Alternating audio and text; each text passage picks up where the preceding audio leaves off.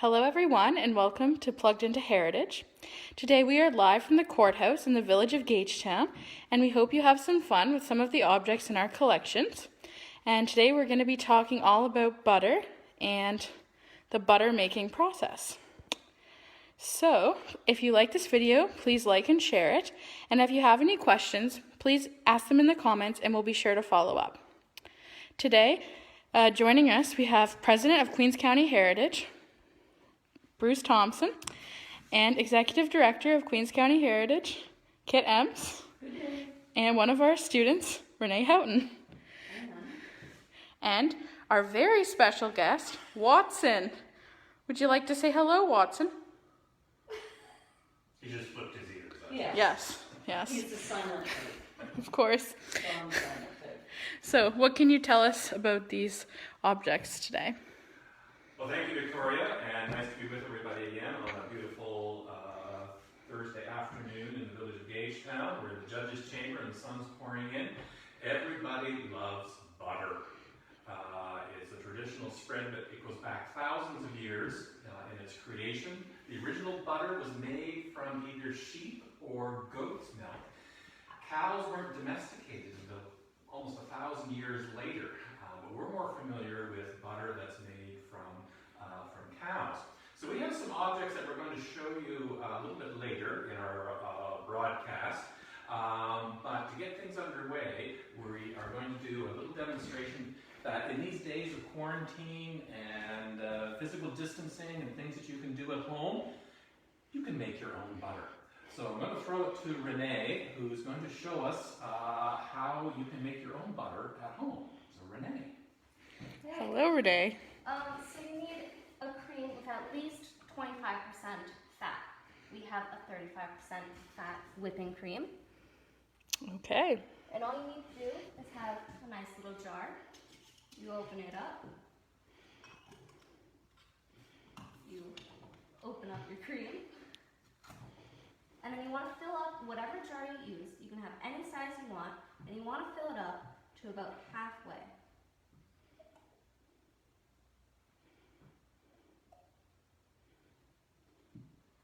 And once you have it halfway, you just put the lid back on, and then you shake it a lot.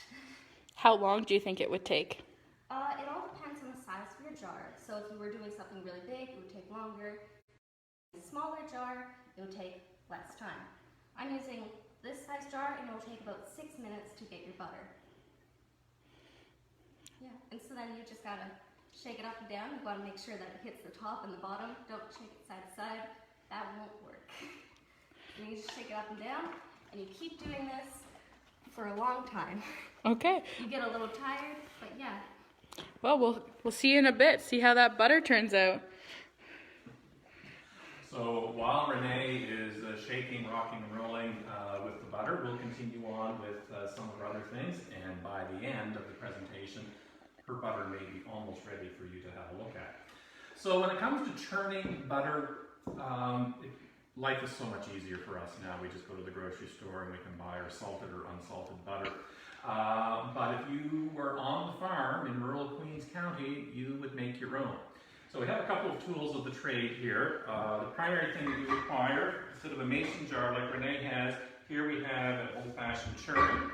And the top comes out, and you can see this is the agitator that's inside. This is called the dasher. There are even quilt patterns that are called churn dasher, and it has a little design like this. So this churn that we have here is made out of stoneware, pottery, ceramic. So you can see where it's been used a little bit. It has some chips and so on. But so you'd milk your cow. You would let the milk separate so you could get the nice heavy cream. You would skim that off, and that's what you would use to start making your butter. You would put it in your churn, and then you would start to agitate it. And up and down for a long while, depending on how much cream you actually have. Who would have been responsible for churning the butter? The butter churning would have been the responsibility of the woman of the house. It was part of her domestic chores and running a household. It wouldn't have been done every day because this is, relatively labor intensive. so it probably would have been something, a designated day would have been done. That way you could get a certain production household use, but then also if you were selling it, making it for your friends and neighbors, if they weren't doing their own. So this is sort of the traditional type of churn that many people are familiar with. Some of them are wooden, as opposed to the stoneware one that we have. Now, this contraption that we have, we put this out on Facebook a couple of days ago, and people were quite right that it is a butter churn, and it's designed for use with a dog. And we have today, Watson has joined us, but we had a challenge of getting him actually on the treadmill. He was not interested at all. So to use this, you need to train your dog very well. So how this would work is that the dog would go on the treadmill part and start to walk. And as the dog walked, then the treadmill would move. This wheel would move.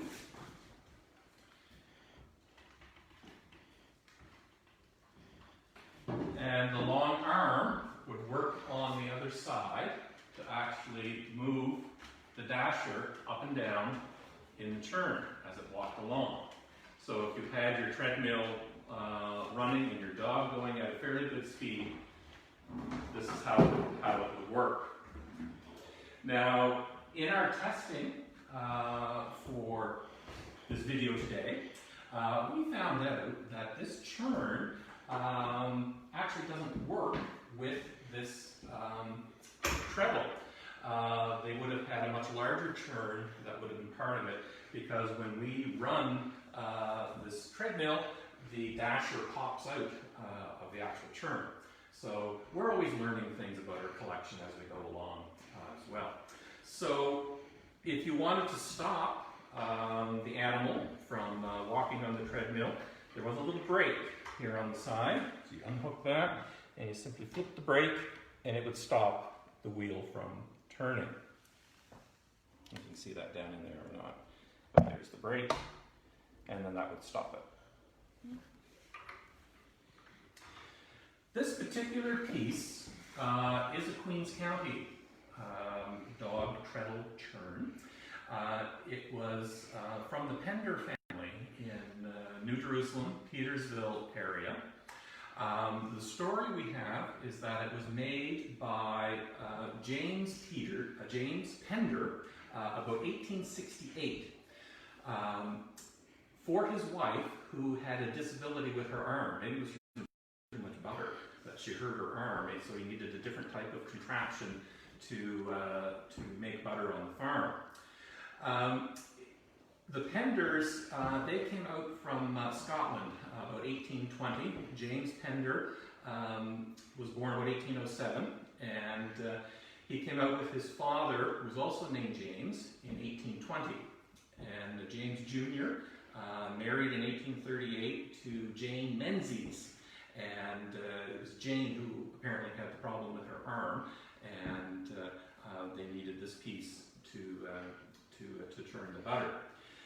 Now again, the story we have is that James Pender made this.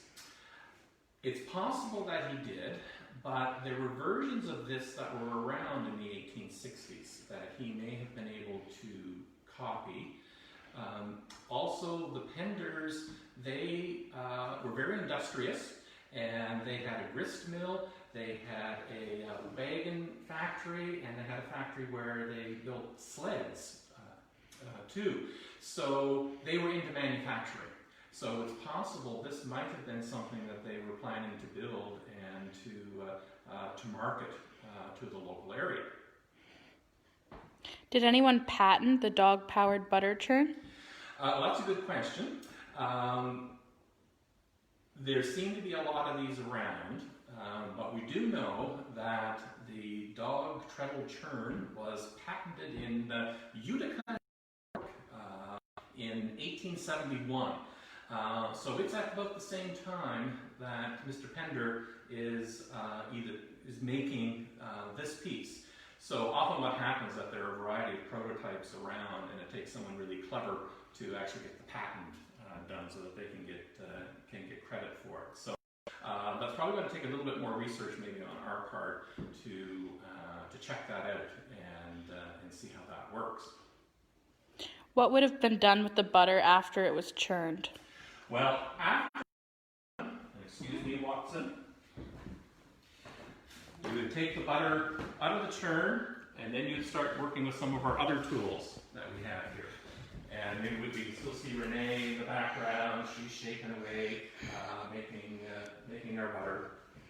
So some of the tools that we have here are what you would use when the butter, once it became solid in the churn, you couldn't move it up and down, you'd empty it, and you would use one of these large trays to work the butter.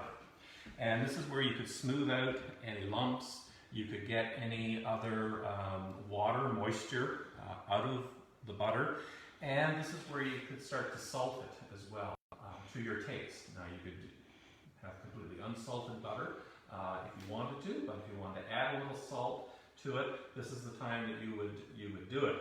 And I remember when I was very small, a long time ago, back in the 1970s on our farm in Hampstead, we were still making butter. It was a more mechanized type of churn that we had.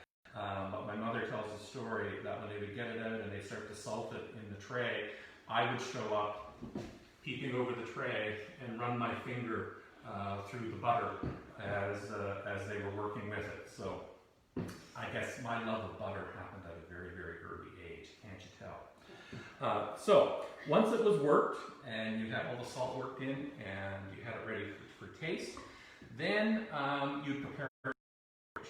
So again, a huge quantity would be made, especially if you were doing it commercially to sell. But even for life on the farm, you wouldn't do this every day. You'd want to produce enough that you would have a supply. So then you would either use a butter crock to store it someplace very cool, because eventually the butter, it's made of milk, it can go rancid. So in a stoneware crock, stored in a cool place, in the well house, in the ice house, possibly, or just anywhere that was cool. Or you would start to shape it into blocks. And here we have a couple of paddles that would be used, and they are grooved on the side so that you could work with the butter, and you could use both sides as well. And this was used for shaping into a block that you could then sell or just for family use as well. So once you had your block made, then you could stamp it. And here we have a beautiful acorn stamp. This is made out of wood and hand carved. So if you took your butter to market, people would know whose butter they were buying simply by the print that was in it. And then if you were really fancy, and this probably didn't happen at a lot of farms in rural Queens County, but if you were really fancy and you were planning a dinner party or a special celebration, you could create little packs of butter. So you put the butter inside and then you'd push it out and you'd have this little rosette on the end. Now, instead of working with the paddles to make your blocks, and again, if you were thinking of something commercial, you would use a butter press. And this was a really ingenious little invention because you put the butter inside, and this was the equivalent of roughly a pound of butter inside this block. So you'd fill it in, smooth it off, and then you would push it out, and then you would have a good solid block of butter. Again, used for storage or used for commercial purposes. So how's Renee doing with her shaking? She's working away there. One of the more famous butter factories in Queens County was actually started in Petersville area, but then relocated to Hampstead. And that was the Hampstead Co-op Limited and the Hampstead Creamery. which operated in the area where the ferry used to cross at Hampstead. And one of the things we have in our collection is that we have some business records from the Hampstead Creamery, but we also have these butter wrappers. This is Hampstead Co-op Limited, Creamery Butter, a quality pasteurized product, first grade. And this one has extra salt in it, so probably extra yummy. So how the creamery would work is that they would go around to the local farmers in the area. They would collect the cream, pay for it of course, and then butter and cheese and other products would have been made at the creamery in Hampstead. After the Second World War and then after the coming of the military base, the resources available to run the creamery disappeared because the farmland, the hinterland, disappeared from base Gagetown, and the market disappeared. So the creamery closed in the 1950s, and for many generations in Queens County, Sussex in Kings County became the cream and milk and butter resource and capital for us. Do you have any questions for us? Well, I would wonder how Renee's doing. Is it shaking away, Renee? Oh, it's shaking. Is it getting close? Well, at the moment, I have whipped cream. Ah, okay, so we're almost there. Almost Okay. there.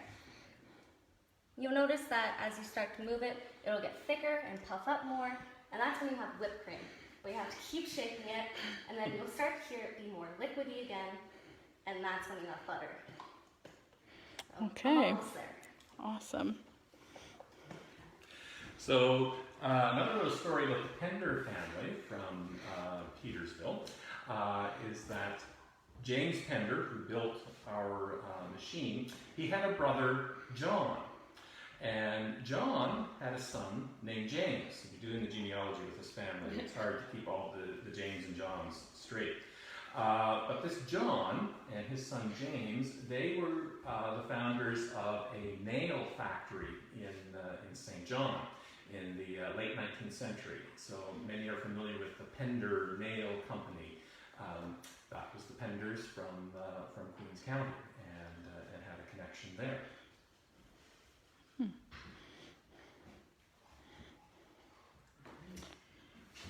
So, are we almost ready? I think we're good now. Okay. Okay, so Renee will show us the next steps in her butter making. So, now that you've shaken it all up, you should have some butter in the jar. But you also have some buttermilk in there. So you have to strain all that out. And you can use this in baking or really whatever you want to do with it. Pancakes would be really good. Make them nice and fluffy and milky and delicious. Okay, now I'm hungry. It's lunchtime. Yes. So once you have all the buttermilk out, you just put your butter in a container. And then you have to wash your butter. I know it sounds weird, but you just take some nice cool water and you just pour it right over top of it. And then you repeat this process and you'd be cleaning off your butter until the water is no longer milky and it's just all clear. Okay. That's some amazing color we've gotten on our butter, because when I've tried to make it at home with the cream, it comes out very white, which is often what traditional butter would look like. And the butter we buy today has some coloring added to it to give it that nice color. But well done, Renee. That looks terrific. It looks tasty. So, do we have any already made butter? So we have some already made, pre-washed, and a little bit shaped butter already done. Okay, that's beautiful. So yeah, we just have this, and then, you know, you can eat it with some bread if you want. Oh. So after our broadcast, after we sign off, we have our slices all ready. We have a knife each, and we are going to have a physically distanced bread and butter party here at the courthouse. Yes. So, back to you, Victoria. Okay, well, thank you, Bruce, Kit, and Renee. And Watson's probably gonna have a piece of that bread. Oh, yes, Well, yes. because he's worked so hard. He has, yes. Yes. Look at him there, just, Supervised. yeah. You worked so hard, didn't you, Watson? Yeah. Well, thank you. And we just want to let you guys know that we have made the decision to close the Tilly House, Flower House, and the Loom Crofters for the season due to COVID-19. But the courthouse will be open July and August, Tuesday through Saturday. And we also want to let you guys know that we will be having outdoor walking tours of Front Street, departing from the Tilly House at 3 p.m. on Saturdays. Yeah, so we hope you guys enjoyed this video. And we're trying to find more creative ways to reach out to you guys, so that's why we've created this video series. And if you like this video and would like to see more, please donate to Queens County Heritage via the donate page on our website. And also you can connect with us on Facebook, Instagram, or our website. And please watch for more videos. See you next time. Bye.